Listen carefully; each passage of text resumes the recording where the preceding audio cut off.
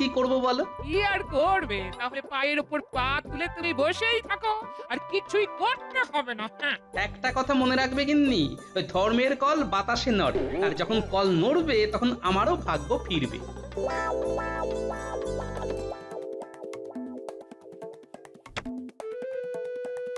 এই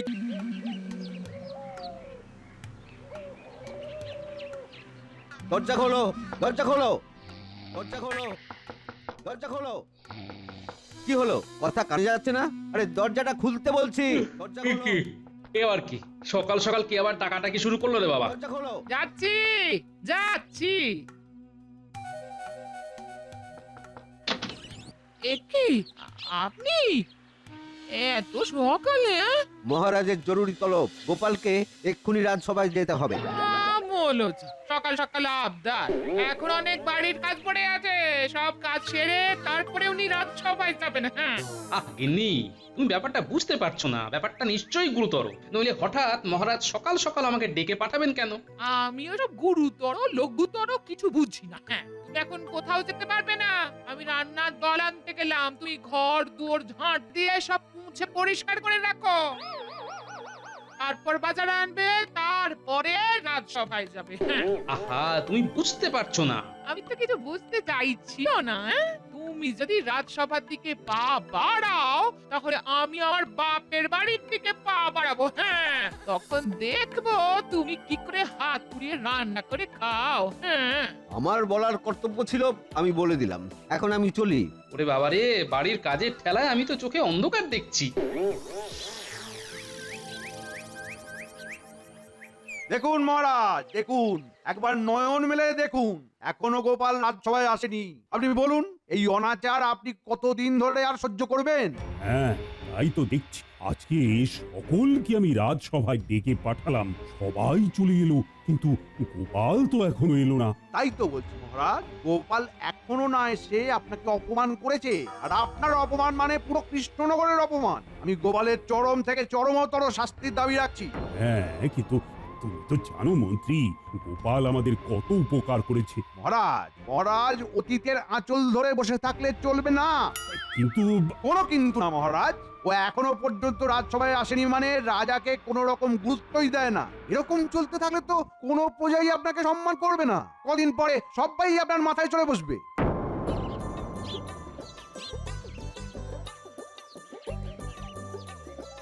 উফ, বাপ রে বাপ, এতক্ষণে সব কাজ শেষ হলো।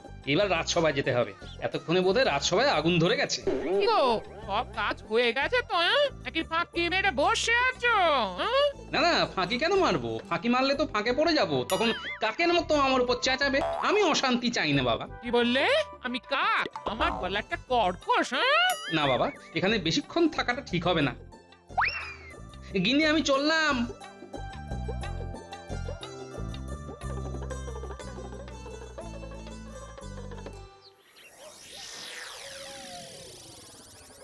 মহারাজ দেখুন, দেখুন, দেখুন, রাজসভায় কে পা ফেলেছে দেখুন। এই এই তোমার আসার সময় হলো। আর বলবেন না মহারাজ, বাড়িতে কি কাজের চাপ। গিন্নি এখন সব কাজ আমাকে দিয়ে করাচ্ছে, শুধু কোন রকমে রান্নাটা করেই গিন্নি ছুটি নিয়ে নেয়। ওসব বাড়তি কথা শুনে আমার তো কোনো লাভ নেই। সবাই ঠিক সময় চলে আসতে পারলো, আর তুমি পারলে না। মহারাজ, আমার কাছে তো আগে থেকে কোনো রকম সন্দেশই ছিল না। সকাল সকালে প্রহরী এসে ডাকাডাকি শুরু করেছে, আর বলছে এক্ষুনি রাজসভায় যেতে হবে। এ কি, আমি তো কাল বিকেলেই মন্ত্রীকে দিয়ে সবার বাড়ি বাড়ি জানাতে বলেছিলাম যে আজকে থেকে সকাল সকাল রাজসভা শুরু হবে। ওহ, যা গরম পড়েছে, ওই গাঁট ফাটা গরমে রাজসভা চালানো সম্ভব নয়। কই, আমার বাড়িতে তো মন্ত্রী মশাই জানাতে আসেননি। আমি সবার বাড়ি বাড়ি গিয়ে জানিয়ে এসেছি। তোমাকেও তো বললাম, তুমি আমাকে আয়েশ করে পায়েস খাওয়ালে। এই এই একদম একদম বাজে কথা বলবেন না মন্ত্রী মশাই। আপনি আমাদের বাড়িতে গতকাল বিকেলে আসেননি। আমার গিন্নি কালকে পায়েস রান্নাও করেননি, আর আপনাকে খাওয়ানোনি। কি? এত বড় মিথ্যে কথা! গোপাল, মিথ্যে কথা বললে কিন্তু তোমার গ্রহ নক্ষত্রের স্থান বদলে যাবে। এমনিতেই তোমার এই মুহূর্তে মঙ্গলের উপরে একটা রাহুর দশা চলছে। মহারাজ গোপালকে আপনি এই রাজসভার চাকরি থেকে বরখাস্ত করুন। গোপালের উচিত শিক্ষা হওয়া দরকার। এ কি কোনো দোষই তো করলাম না, আর চাকরিটা চলে যাবে? কিন্তু দেখছি বিনা মেঘে বজ্রপাতের মতন ব্যাপার স্যাপার। না না না, তুমি আজকে দেরি করে এসেছো, তাই তোমাকে আগামী 3 মাসের জন্য রাজসভা চাকরি থেকে বরখাস্ত করছি। মন্ত্রী, তুমি এক্ষুনি গোপালের জন্য একটা বরখাস্ত পত্র লিখে ফেলো। মহারাজ গোপালকে পত্রপাঠ বিদায় করার জন্য আমি পত্র একেবারে লিখেই রেখেছি, আপনি শুধু এর নিচে স্বাক্ষর করে দিন। এ কি মন্ত্রী মশাই, এরকম আপনি আমার সাথে করতে পারেন না? না গোপাল, অনেক সয়েছি, আর নয়। দাও দাও তো মন্ত্রী, কলম দাও। সবই প্রস্তুত মহারাজ, এই নিন কলম। গোপালের এই দুঃখে লাগাতে হবে মলম। এসব কিন্তু খুব খারাপ হয়ে যাচ্ছে মন্ত্রী মশাই। আর মহারাজ, আপনি চুপচাপ হাঁ করে দেখছেন। দেখবো না তো কি করব? তুমি এতদিন আমার সাথে আছো বলে আজকে আমি তোমাকে এই লঘু শাস্তি দিলাম। এখন তুমি বেরিয়ে যাও, 3 মাস পরে দেখা হবে। ঠিক আছে মহারাজ, ঠিক আছে। চাকা একদিন ঘুরবেই, 3 মাসের মধ্যেও একদিন তো আমাকে প্রয়োজন হবেই মহারাজ। এই এই এই গোপাল, তুমি বেরোবে না প্রহরীটাকে ঘাট ধাক্কা দিয়ে বের করে দেবো?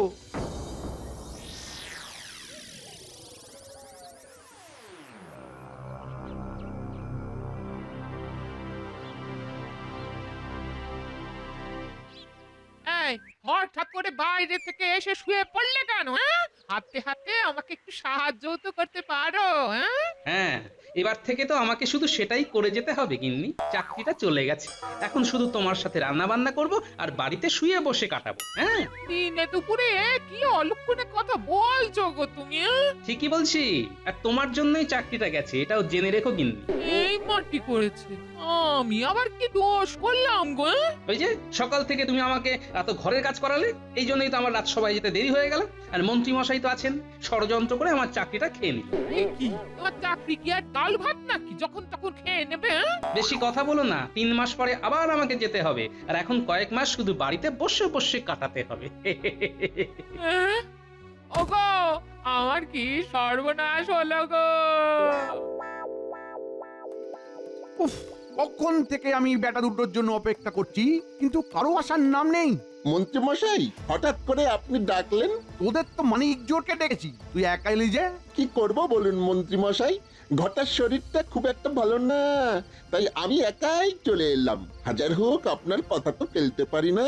ঠিক আছে ঠিক আছে, যে কারণের জন্য আমার ডাকা সেটা শোন। হ্যাঁ হ্যাঁ বলুন মন্ত্রী মশাই। শোন, আমি গোপালকে আগামী 3 মাসের জন্য একেবারে পাকাপাকি ভাবে রাজসভা থেকে তাড়িয়ে দিয়েছি। ওমা, তাই নাকি? মিষ্টি খাওয়ান। খাওয়াবো খাওয়াবো, রসগোল্লা পান্তুয়া সব খাওয়াবো, কিন্তু যাতে প্রত্যেকদিন বিরিয়ানি খাওয়াতে পারি আমি সেই ব্যবস্থা করছি। কি ব্যবস্থা? শোন বটা, আমার মাথায় একটা বুদ্ধি আছে, তাতে তুই ঘটা আমি কয়েক পুরুষ পায়ের ওপর পা তুলে খেতে পারবো। আরে মন্ত্রী মশাই, আমিও তো এইটাই চাই। কতদিন আর খাটাখাটনি করব, এবার তো একটু আয়েশ করে পায়েস খাওয়ার ইচ্ছেই হয়। আপনি শুধু আমাকে মাথায় কি বুদ্ধি এসেছে সেটা বলুন। বেশি কিছু নয়, শুধু প্রজাদের বাড়ির দরজায় রোজ রাতের বেলা ঢিল মারতে হবে। ঢিল মারতে হবে? আমরা হব ঢিল ছোড়া সেপাই। তাতেই কিস্তি মারাত হয়ে যাবে। শোন, যা যা, গুটি গুটি পায়ে চুপি চুপি চলে যা, চলে যা। আমি যখন ডাকবো তখন আসবি, অনেক বুঝে শুনে পা ফেলতে হবে।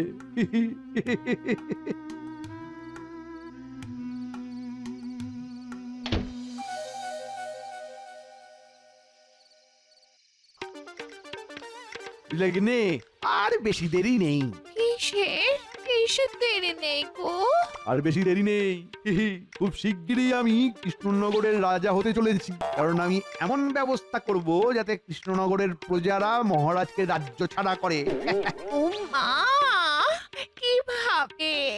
আমাদের মহারাজ যদি রাজ্য ছাড়া হয় তাহলে তো তার বদলে তুমি নতুন রাজা হবে, আর আমি হব এই রাজ্যের রানী।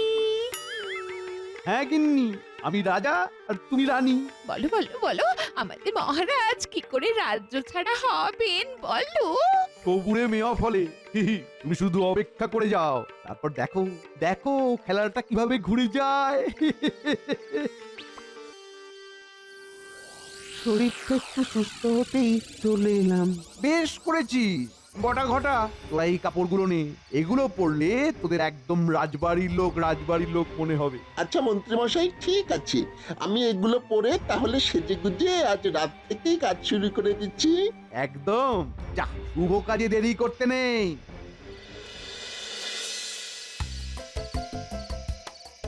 এ কি গিন্নি, তুমি আমাকে মাত্র এই কটা ভাত দিয়েছো? কি করবো বলো, তোমার তখন বাড়িতে শুয়ে বসে কাটবে, তো কষ্টে শিষ্টেই তো চালাতে হবে বলো। এ কি গিন্নি, তুমি এভাবে বলছো? যে পারছে আমার সাথে মশকরা করছে। কি আর করবো বলো, আমার বাবা যে বিয়ের সময় তোমাকে বিঘা 2 জমি দিয়েছিল, সেটাতে তো চাষও করতে পারো। হ্যাঁ, শুধু পায়ের উপর পা তুলে বসে থাকা কি লোক সমাজে ভালো দেখায়? হ্যাঁ, গিন্নি, একটা কথা মনে রেখো, সপুরে ফলে মেওয়া, ঘি খাবো গাওয়া। শোনো, একটা কথা শোনো, মন্ত্রী মশাইয়ের আমাকে তাড়ানোর পিছনে নিশ্চয়ই কোনো কুউদ্দেশ্য আছে, বুঝলে? কেন? তুমি তো বললে তোমার রাজসভায় পৌঁছতে দেরি হওয়ার জন্য তোমাকে শাস্তি দিয়েছে। হ্যাঁ তা ঠিক, কিন্তু সেটা গৌণ কারণ গিন্নি, মুখ্য কারণ আলাদা। মুখ্য আবার কি কারণ আছে গো? সেটা তো মন্ত্রী পেটে চেপে আছে গিন্নি, কদিনের মধ্যে খেপে উঠবে, আর তখনই বুঝতে পারবো মন্ত্রীর মনের মধ্যে কি চক্রান্ত চলছে। হ্যাঁ, আচ্ছা বুঝেছি। এই যে শুনছেন, কে কে আপনি? আমি রাজবাড়ি থেকে আসছি। সে কি রাজবাড়ি থেকে আমার এখানে কি মনে করে? আমাদের নিয়ে যাত্রা হবে নাকি? আরে বাবা, না না না না, যাত্রা নয়। মহারাজ আমাদের প্রজাদের নিয়ে একটি বিশেষ খেলার ব্যবস্থা করেছেন। আমাদের নিয়ে খেলা? আমরা কি পুতুল নাকি? আরে তুইও না মাথা মোটা। আমরা মাথা মোটা? আপনাকে বলিনি, আমার সহচরকে বললাম। যাই হোক, মহারাজ আপনাদের সকল রাজ্যবাসীর জন্য একটা বিশেষ খেলার আয়োজন করেছেন, যা থেকে প্রজারা প্রচুর পুরস্কার জিততে পারে। হ্যাঁ, ওরে বাবারে বাবা, পুরস্কার? হ্যাঁ, পুরস্কার। রাতের বেলায় যে সকল প্রজাদের বাড়িতে একটি করে ঢিল মারা হবে, আর ঢিলের সাথে একটি কাগজে 2টি কথা লেখা থাকবে, যার প্রথমটি প্রজাদের পালন করতে হবে আর পরেরটি মহারাজ পালন করবেন। কিন্তু বাড়িতে ঢিল মারলে আমরা থাকবো কোথায়? না না, আপনাদের কারো কোনো ক্ষতি হবে না, আর ঢিলটা দরজায় ফেলা হবে। এই ব্যাপার নিয়ে আবার 5 কান করলে মুশকিল। কেউ যদি ভালো পুরস্কার পায়, অপরজন তার উপরে হিংসে করতে পারে। না না, ঠিক আছে, আমরা এই ব্যাপার নিয়ে বেশি জল ঘোলা করতে যাব না, পুরস্কার পেলেই হলো। প্রথমটা যেটা প্রজাদের পালন করতে হবে, সেটার জন্য আমরা প্রজাদের বাড়ির সামনে আসব। আমাদের সামনে পালন করলেই হবে, আর পরেরটা মহারাজের কাছে যেতে হবে। ঠিক আছে ঠিক আছে, আমরা একদম জলের মতন বুঝে গেছি।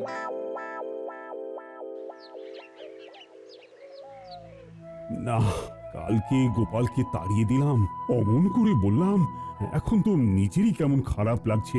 মহারাজ, আপদ যখন বিদায় হয়েছে তখন দূরেই থাকুক না। আপদের নাম করলেই বিপদ নেমে আসতে পারে। সামান্য তো একটু দেরি করে এসেছিল, এই লঘু পাপের জন্য 3 মাসের বরখাস্তটা গুরুদণ্ড হয়ে গেছে। গোপালকে যে 3 বছরের জন্য বিদায় করা হয়নি, এই ওর ভাগ্য ভালো। মন্ত্রী, তোমাদের এই তর্ক বিতর্ক বন্ধ করো তো। আজকে রাজসভা এখানে মুলতবি করা হলো। কেন মহারাজ, আপনার আবার মন খারাপের কি হলো? আমরা তো আছি, আপনি শুধু ওই গোপালের কথা ভাববেন না। আপনার মন খারাপ হলে শরীর খারাপ হবে, আর তারপরেই রাজবৈদ্যর খাটাখাটুনি বেড়ে যাবে, রানীমার চিন্তা বেড়ে যাবে। মন্ত্রী, আজকে রাজসভা এখানেই ছুটি। যাও যাও তো, তোমরা সবাই বাড়ি যাও।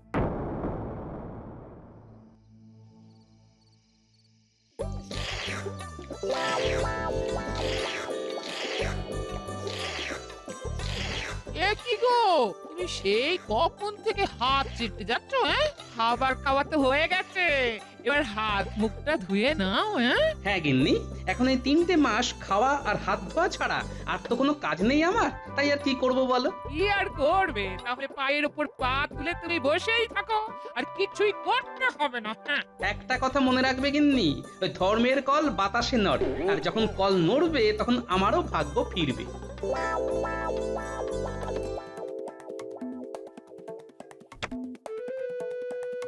এই কে কে? কে আবার হবে? দেখো, মহারাজ আজকে থেকেই খেলা শুরু করে দিয়েছেন। দরজা খুলে দেখো কি চিঠি আছে।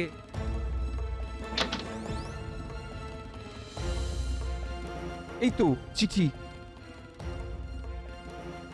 দেখি তো চিঠিতে কি লেখা। কি গো, কি লেখা? এটা তো চিঠি নয়, এটা সর্বনাশের মাথায় বাড়ি। কেন গো, কি এমন লেখা আছে গো এই চিঠিতে? এতে লেখা আছে আমাদের 5টি করে সোনার মোহর দিতে হবে মহারাজকে, আর মহারাজ পুরস্কার হিসেবে 50 ঘা চাবুকের বাড়ি দেবেন। এ কি সর্বনাশ! এই চিঠিতে কি লেখা আছে পুটির বাবা? আমরা কি দোষ করেছি বলুন? মহারাজ আমাদের কাছে 5টা করে সোনার মোহর চেয়েছেন, আর তার বদলে আমাদেরকে মহারাজ 50টা করে চাবুকের ঘা দেবেন। কি আর করবে বলো, সবই ভাগ্যের ব্যাপার। দাও দাও, 5টা করে সোনার মোহর বের করো, আর তোমাদের পুরস্কার কালকে মহারাজের কাছ থেকে নিয়ে আসবে। আমরা তো আর এসব পাপ কাজ করতে পারি না, কি বলিস? একদম ঠিক। দাও দাও দাও পুঁটির বাবা, ওই পটটা পট 5টা সোনার মোহর বের করে ফেলো তো। বেশি দেরি করো না, নইলে নইলে আবার সংখ্যাটা বেড়ে যাবে। এই অভাবে সংসারে অনেক কষ্ট করে কয়েকটা মোহর জমিয়েছিলাম, এখন দেখছি মহারাজের জুলুমে সেটাও চলে যাবে।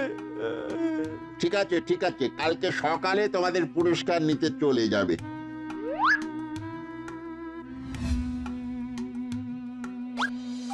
কতগুলো মোহর বেরিয়ে গেল। কালকে সকালে আপনার পুরস্কারটা নিয়ে আসবেন। আমাদের রাজা অত্যাচারী, এই জুলুম মানছি না। ও মন্ত্রী, রাজসভার বাইরে লোকজনের কিসের এত শোরগোল হচ্ছে? আপনার বিরুদ্ধে সবাই চেঁচামেচি করছে মহারাজ। আপনি দাঁড়ান, আমি সামলে আসছি।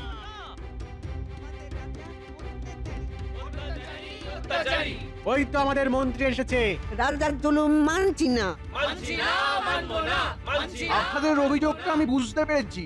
শুনুন শুনুন শুনুন, আমি মহারাজকে বুঝিয়ে অনেক চেষ্টা করে প্রজাদের চাবুক মারার পুরস্কারটি বাতিল করেছি, কিন্তু সোনার মোহর প্রজাদেরকে দিতেই হবে।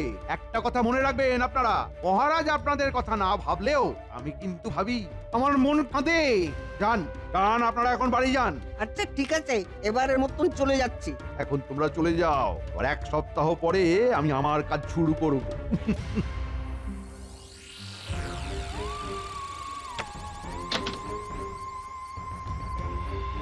এ কি, আবার সেই অত্যাচারের খেলা শুরু হয়ে গেল? হায় হায় হায় হায় হায় হায় রে। কই ভোলা, দাও মহারাজের পাওনা মোহরগুলো দাও দেখি। না না না না না না না, অনেক অত্যাচার সহ্য করেছি, আর না।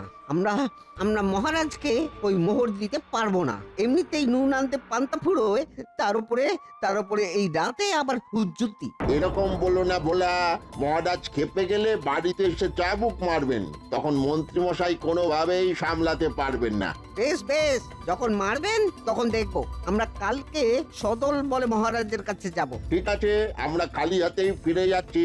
কালকে দেখো তোমাদের কপালে কি আছে।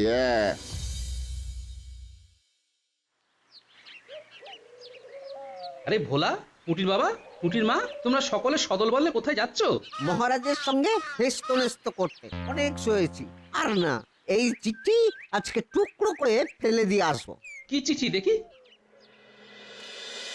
কি এটা তো দেখে মহারাজের হাতের লেখা মনে হচ্ছে না। তাই যেন দেখেছি এরকম হাতের লেখা। দাঁড়াও দাঁড়াও দাঁড়াও, এই তো মন্ত্রীর হাতের লেখা। আমার জন্য মন্ত্রীমশাই বরখাস্ত পত্র লিখেছিলেন, আর সেই লেখার সাথে এই চিঠির লেখা একেবারে হুবহু মিলে যাচ্ছে। কি গোপাল দাদা, এই তুমি কি বলছো? তার মানে এই চক্রান্ত মন্ত্রী মশাই করেছিলেন? আর বলো না গোপাল দাদা, কদিন আগে রাতের বেলা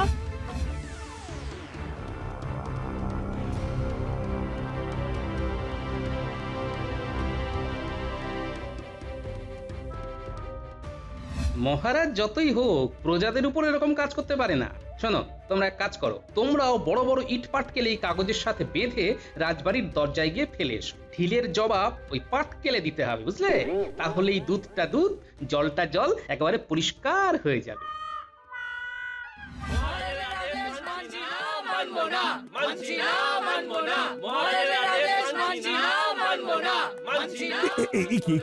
কি হচ্ছেটা কি? এত কিসের আওয়াজ? না, যাই তো গিয়ে দেখি। প্রজারা আপনার বিরুদ্ধে বিক্ষোভ শুরু করেছে মহারাজ। কেন, আমি আবার কি করলাম? যাই গিয়ে দেখি বড়।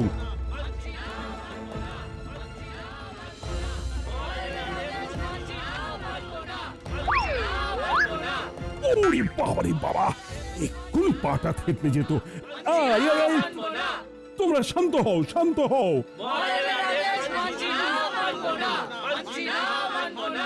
আহা, তোমাদের কি সমস্যা সেটা আমাকে বলো।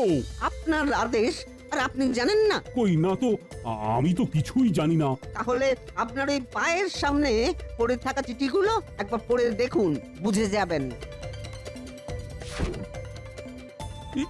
কি এই চিঠি তো আমার লেখা নয়, আর আমি তোমাদের কাছে কেন মোহর চাইবো? আর তোমাদের বিনা কারণে চাবুকের বাড়িও বা কেন মারতে যাব? আমি জানি মহারাজ এই চিঠি কার লেখা। এ কি গোপাল, তুমি এখানে কি করছো? তোমার তো 3 মাসের আগেই রাজসভায় ঢোকা বারণ। হ্যাঁ, বারণ বলেই তো আমি রাজসভার দরজার বাইরে দাঁড়িয়ে কথা বলছি। কুটু বুদ্ধিধারী মন্ত্রী মশাই, দেখেছেন মহারাজ, দেখেছেন গোপালের তীর এখনো কমেনি। আহ, গোপাল কিছু বলতে চায়। মহারাজ, আমি প্রজাদের কাছ থেকে সমস্ত অভাব অভিযোগ শুনেছি, আর তারা আপনার বিরুদ্ধে তুমুল রেগে আছে। এই রেগে থাকার পিছনে সবচেয়ে বড় চক্রান্তকারী হলেন আমাদের মন্ত্রী। কি বলছো কি গোপাল? হ্যাঁ মহারাজ, আমি ঠিকই বলছি। এই চিঠিতে হাতের লেখা আর আমার বরখাস্ত পত্রের হাতের লেখা, এই দুটো আপনি মিলিয়ে দেখুন, তাহলেই বুঝে যাবেন। এই মরেছে, গোপাল তো এবার আমার কাছা খুলে দিচ্ছে। হ্যাঁ ঠিক তো, তার মানে মন্ত্রী প্রজাদের উত্ত্যক্ত করে আমাকে সিংহাসনচ্যুত করতে চায়। একদম তাই মহারাজ, সেই জন্যই সবার আগে মন্ত্রী মশাই তার সবচেয়ে বড় পথের কাঁটা আমাকে রাজসভা থেকে সরিয়েছেন, যাতে আমি মন্ত্রী মশাইয়ের চক্রান্তের ব্যাপারে ঘুণাক্ষরেও টের না পাই। সাব্বাস গোপাল দাদা, সাব্বাস। তুমি এই ষড়যন্ত্রী মন্ত্রীর একেবারে হাড়তে হাঁড়ি ভেঙে দিয়েছো। আমাদের মোহর ফেরত চাই, ফেরত চাই, ফেরত চাই। মন্ত্রী, তুমি এক্ষুনি প্রজাদের কাছ থেকে কৌশলে হাতিয়ে নেওয়া মোহর ফেরত দাও। মহারাজ, আরে ওগুলোকে তো আমার গিন্নির জন্য গয়না বানাতে দিয়েছি। এই এই কে আছো? মন্ত্রীকে এক্ষুনি শুলে চড়ানো হবে, ব্যবস্থা করো। ওরে বাবারে বাবারে বাবারে বাবারে, না না না মহারাজ, মহারাজ মহারাজ, সব ফেরত দেবো, সব দেবো, সব দেবো, সব দেবো, আজকেই দিয়ে দেবো মহারাজ, আজকেই দিয়ে দেবো। হ্যাঁ, বেটা গোপাল এসে বারবার বারবার সব ঘেঁটে দেয়। আর গোপাল, তুমি আমার চোখ খুলে দিয়েছো। আজ থেকে আমি আবার তোমার চাকরি ফিরিয়ে দিলাম। আর এই না, তোমার বরখাস্ত পত্র আমি নিজের হাতেই ছেড়ে ফেললাম। ধন্যবাদ মহারাজ, ধন্যবাদ। মন্ত্রী মশাই যতই চক্রান্ত করুন না কেন, এই গোপাল থাকতে কোনো চক্রান্তই সফল হবে না মহারাজ। জয় গোপালের জয়, জয় মহারাজের জয়।